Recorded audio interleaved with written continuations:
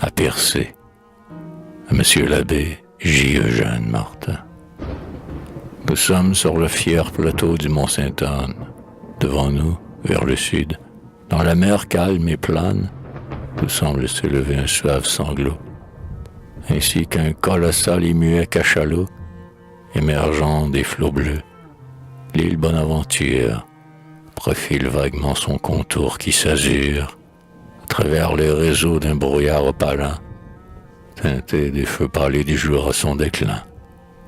Alentour, par milliers, margots, mauves, marmettes, grèbes, macreuses, gottes, cormorans et mouettes tourbillonnent pendant que, plus bas, vers le nord, sur des bateaux mouillés dans l'onde qui s'endort, en caressant leurs flancs de ces baisers d'écume, mains pêcheurs vont tirant, penchés sur l'eau qui fume, le poisson que le golfe agglomère en son lit.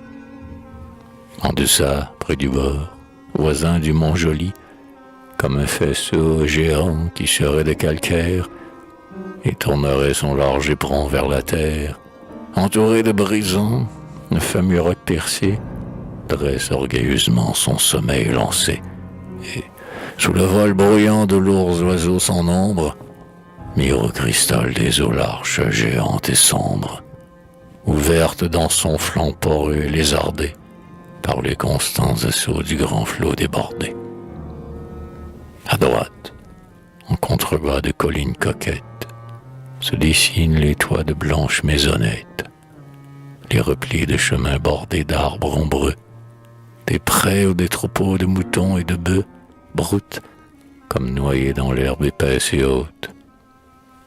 À gauche, dominant tous les caps de la côte, les murailles, rochers abrupts et sourcilleux, semblent dans le lointain les pilastres des cieux, et leur hauteur farouche et formidable écrase les marins dont la barque approche de la base, de ce cliff où déjà s'étend l'ombre du soir. En arrière, tout près, creusé en entonnoir, la grande coupe à la fois épouvante et fascine le voyageur suivant à travers la bruine qui s'élève du Gave à 1000 pieds sous lui.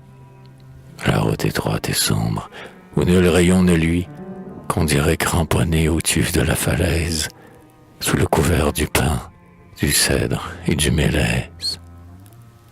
Presque à nos pieds, dans l'anse au contour sinueux, le long village avec ses clochers somptueux, ses toits souvent fouettés par la bise bourrue, ses fils de vigne où sèche la morue, resplendit des derniers reflets du soleil d'or, tombé dans les grands bois lointains du Labrador, et fait de 20 maisons bruyamment animées, montées vers le ciel bleu de paisibles fumées, annonçant que bientôt les vieilles en bonnet, devant les lourds sarments en feu sur les chanets, pour les pêcheurs qu'un vent léger ramène aux grèves, sur la table de lin mettront la soupe aux fèves.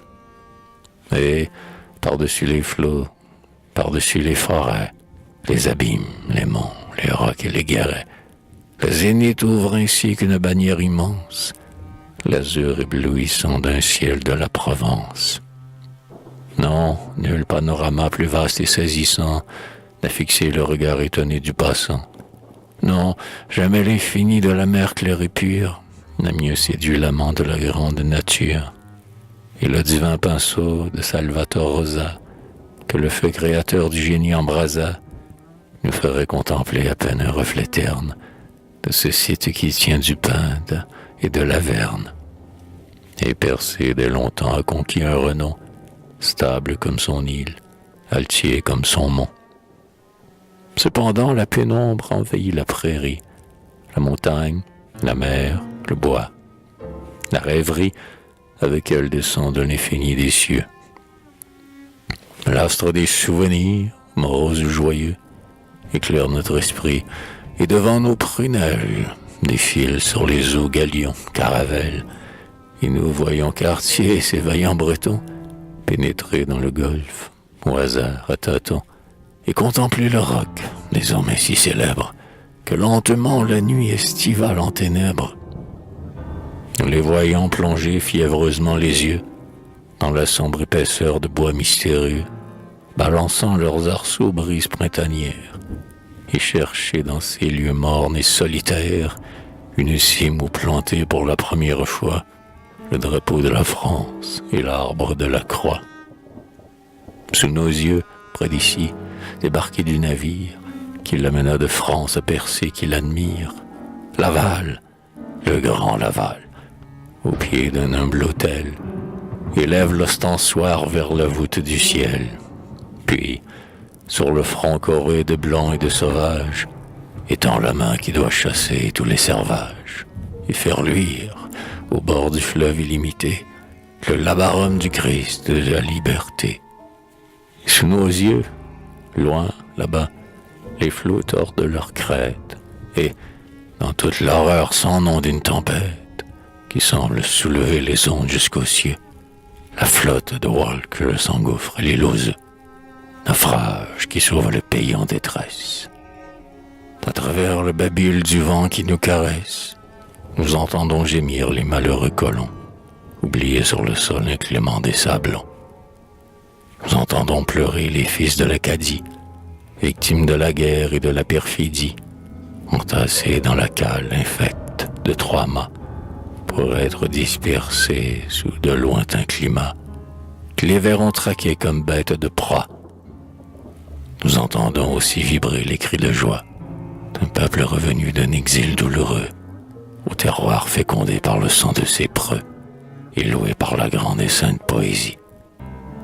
Et notre œil tout rêveur de nouveau s'extasie devant les 1000 aspects frappants ou gracieux que déroule la mer, les champs, les monts, les cieux. Soudain, couvrant les bruits indécis de la plage, les sons de l'Angélus s'élèvent du village, répétés par l'écho de ravin en ravin. Et, dans la grande voix sonore de l'airain, le flot d'argent, le pain touffu, la fleur suave, la falaise, l'écueil, le goémon, l'épave, le gouffre obscur, la cime au radieux éclat, tout murmure et chante. Ave Maristella.